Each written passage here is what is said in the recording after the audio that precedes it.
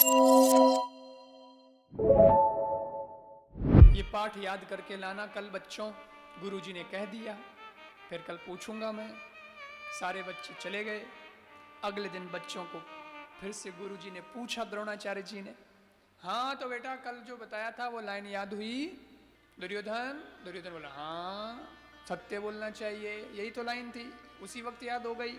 अर्जुन भीम नकुल सबको पूछ लिया, सबने कहा गुरुजी तत्काल याद हो गई, कमजोर थोड़े ही हैं हम।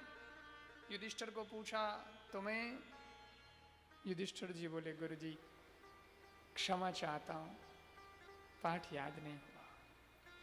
अरे इतनी सी लाइन याद नहीं हुई? कहां थे तुम, क्या कर रहे थे? गुरुजी आज माफी, कल याद करके ले आऊंगा। ठीक है। अगले दिन फिर गए।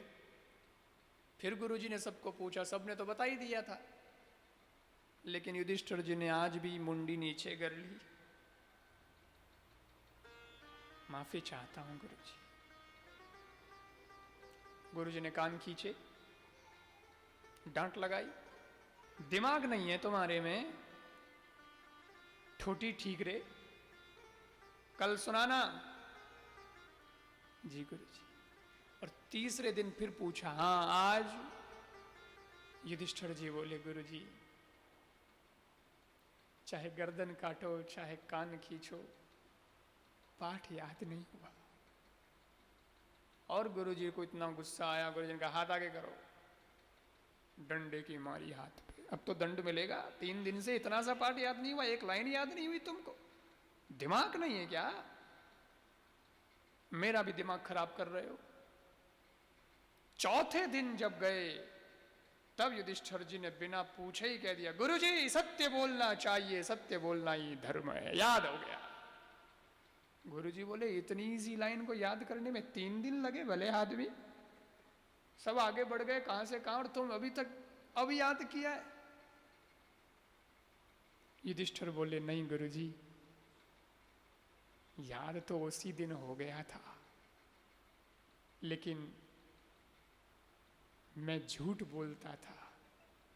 मैंने 3 दिन तक अभ्यास किया कि अब झूठ नहीं बोलना, अब झूठ नहीं बोलना, अब झूठ नहीं बोलना। आज तीसरे दिन आते आते